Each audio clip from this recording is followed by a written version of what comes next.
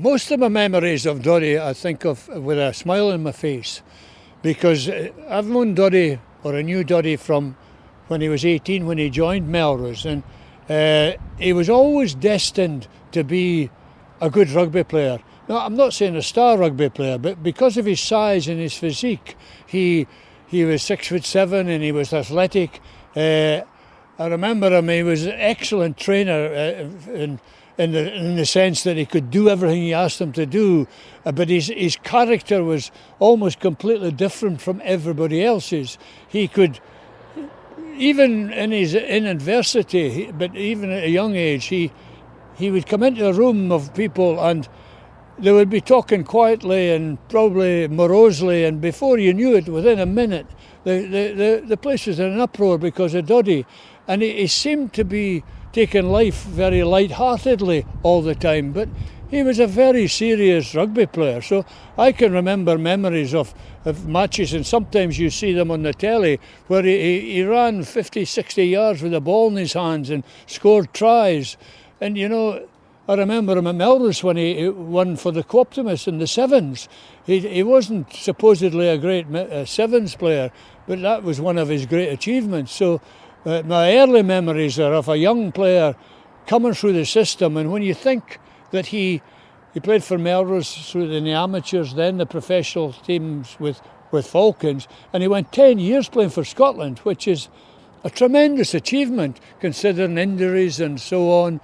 61 caps I think he got, and he was always the lifeblood of the energy of the team. He was always the sort of the pupil that misbehaved, if you like, at the front of the class. But he took rugby very seriously. So it was a great shame when he became ill, you know.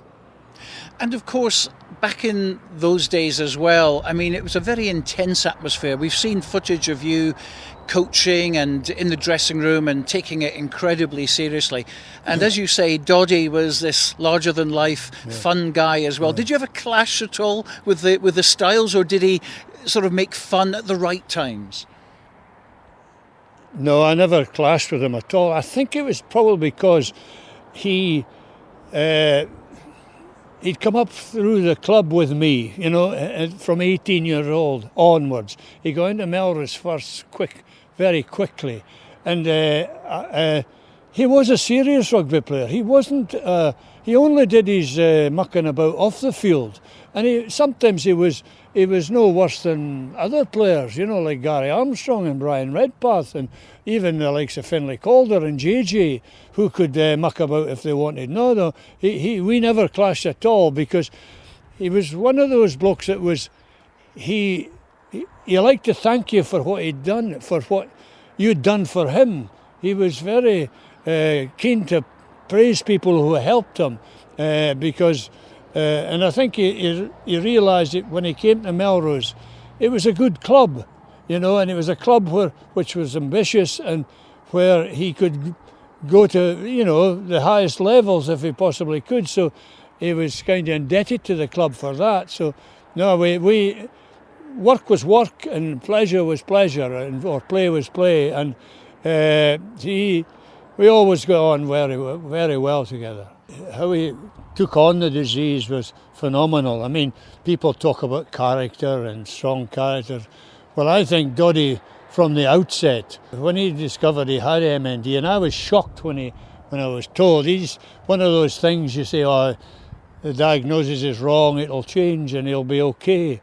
And I'd only heard of MND through Just van der Westhuizen, so I didn't know much about it, but he challenged it to me.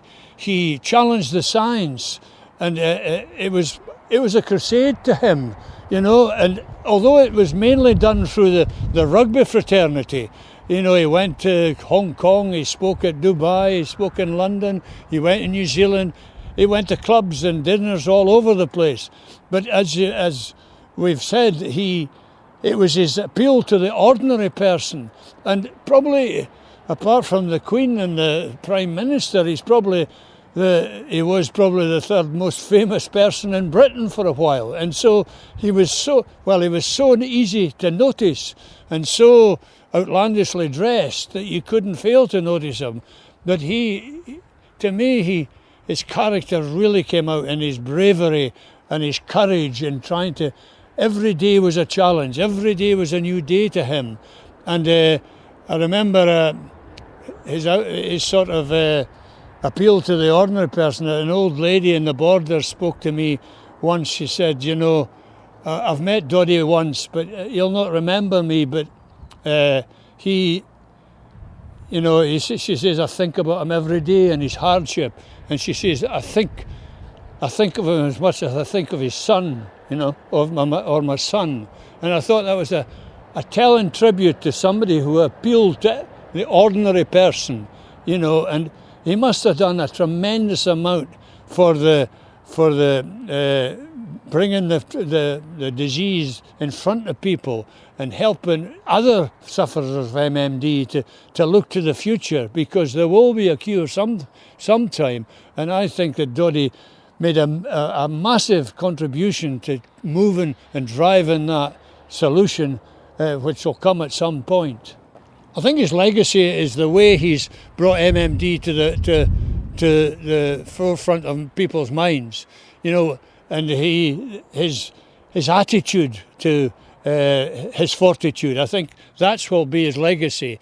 And I mean, he obviously has he portrayed the illness as a serious illness, but he's taken it to a different level, more than anybody else, I think, through any other degrees. So I think that what he's done, he's brought MND right into the public eye, and I don't think the scientists or the politicians should let that fade until they've got a cure. So that's his main legacy.